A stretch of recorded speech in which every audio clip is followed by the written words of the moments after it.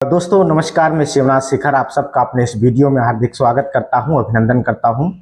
साथियों, हमारे साथ जो शख्सियत मौजूद हैं इनका नाम है श्री पूरन लाल चौधरी जी।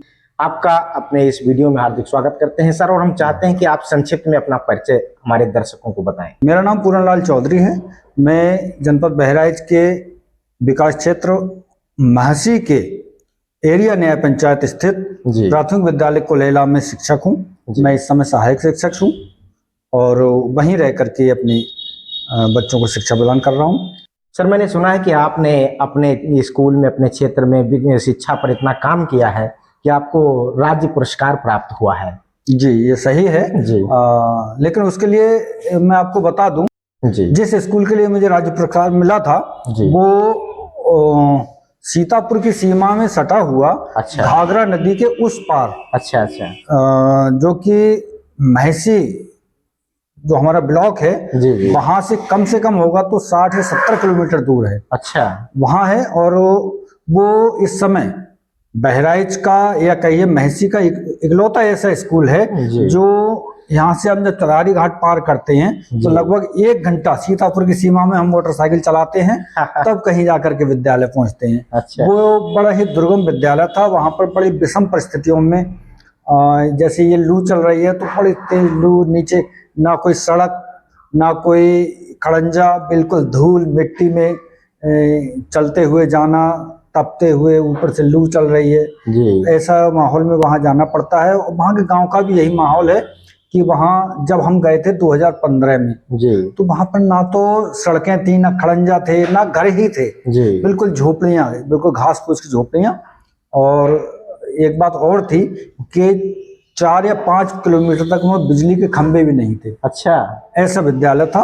वहां पर उसका चलाया, उसको रन कराया, ईश्वर की कृपा रही और सभी अधिकारियों को साथ मिला, जो हमारे साथ में टीचर्स थे उनका साथ मिला और अच्छा चल गया। बच्चों ने अच्छा परफॉर्म किया जिसकी वजह से सरकार का ध्यान गया और उन्होंने राज्य पुरस्कार से हमको नवाजा। धन्यवाद है उस सरकार का। आपको भी बधाई देता हूं सर उसके लिए। और सर, आप एक शिक्षक हैं और आपने इतने दुर्गम क्षेत्रों में रह करके ग्रामीण परिवेश को बड़े कायदे से देखा है। सर, अभी भी गांव में धारणा है, लोगों के मानसिकता में ये बसा हुआ है कि बच्चे पढ़ लिख कर क्या ही करेंगे, जिसके कारण बहुत सारे बच्चों को लोग कमाने के लिए बाहर भेज देते हैं, उनसे पढ़ाई छीन लेते हैं, उनकी कच्ची उम्र में उनको उनके कंधों पर घर की जिम्मेदारियां दे देते हैं और हमेशा हमेशा के लिए शिक्षा से उनको बाइकाट कर देते हैं। ऐसे अभिभावकों के लिए आपका क्या संदेश है सर? देखिए सर, क्या है कि स्कूल से बच्चों को वंचित करना या पढ़ाई से वंचित करना आज के दौर में ये एक मजबूरी है, शौक नहीं है। क्या है कि जहां जहां गरीबी अधिक है, पैसों का थोड़ा सा टोटा है, तो वहां लोग बच्चों को स्कूल भेजने के बजाय ऐसे कामों में लगा देते हैं कि जाओ बेटा कुछ कमा लाओ तो बच्चों का, हमारे परिवार का पेट पले। तो इसलिए बच्चे दूर हो जाते हैं। वरना अगर व्यक्ति जरा भी सक्षम है, थोड़ा भी सक्षम है, तो वो बच्चों को अपने स्कूल भेजता है और अगर थोड़ा ज्यादा सक्षम है तो प्राइवेट स्कूलों में भी भेजता है। वरना बच्चा स्कूल आने लायक है। हाँ, कभी कभी बच्चे ही गड़बड़ कर जाते हैं कि स्कूल आने के बजाय पैसों की लालच में खेतों पे निकल गए कि हमें बाली बीनना है, आम तोड़ना है, ये कर जाते हैं। वरना अब धारणाएं बदल रही हैं, लोग स्कूल के प्रति और पढ़ाई के प्रति जागरूक हो रहे हैं।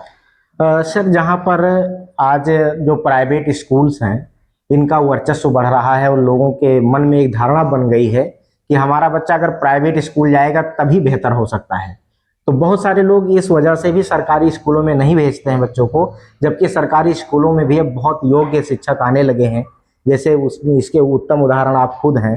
तो इस बिंदु पर आपका क्या विचार है? हमारे अभिभावकों को क्या बताना चाहिए? सरकारी स्कूलों में अभी आपने कहा कि अब उत्तम अध्यापक आने लगे हैं। ऐसा नहीं है। सरकारी स्कूलों में हमेशा से, जब से सरकारी स्कूल बने हैं तब से एक बाकायदा प्रोसेस के तहत बाकायदा परीक्षा लेकर और अच्छे से अच्छे शिक्षकों को छांट कर ही स्कूलों में भेजा जाता है। पहले भी होता था, अब भी यही होता है।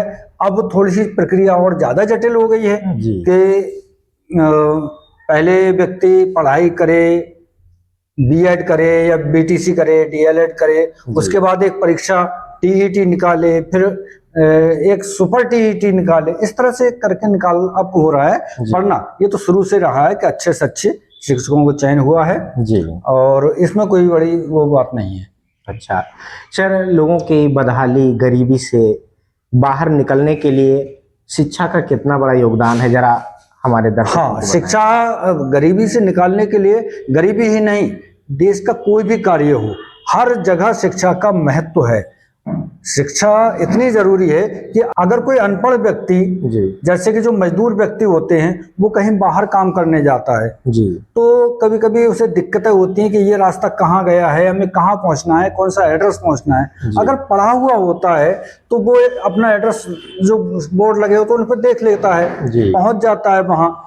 दूसरे जो लोग काम करते हैं, मैं उनके लिए बताना चाहूँ, कभी कभी क्या होता है कि जो व्यक्ति लेबर, मजदूरी टाइप का काम करता है, वो करते करते कभी कभी उनका जो सुपरवाइजर या उनका मालिक कहता है कि यार अगर तू 8वां पढ़ा होता तो मैं तुझे सुपरवाइजर बना देता, अगर तू 10वां पढ़ा होता तो मैं तुझे आगे मैनेजर बनाता, तेरे अंदर क्वालिटी तो बहुत है।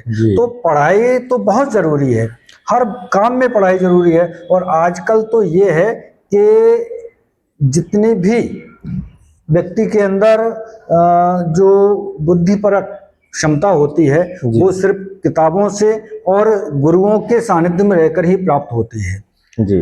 अगर ऐसा ना हो तो व्यक्ति, आजकल का माहौल इतना खराब हो गया है कि इस मोबाइल और रीलों के चक्कर में व्यक्ति बेकार होता जा रहा है। और क्या शब्द कहें उनके लिए, मतलब कि वो बेकार ही है जी। जी, अंतिम सवाल सर आपसे पूछना चाहते हैं, और सवाल नहीं बल्कि आपसे हम सुझाव जानना चाहते हैं और आपसे अपील अपने माध्यम से करवाना चाहते हैं ऐसे अभिभावकों को जो अपने बच्चों को विद्यालय नहीं भेजते हैं।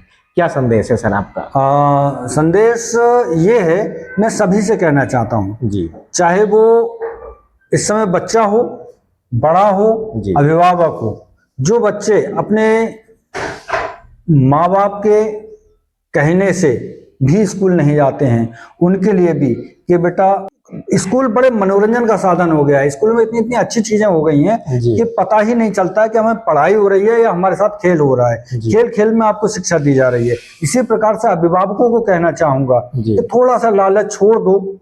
लालच के चक्कर में आप लोग बच्चों को बिगाड़ रहे हैं। स्कूल जरूर भेजो।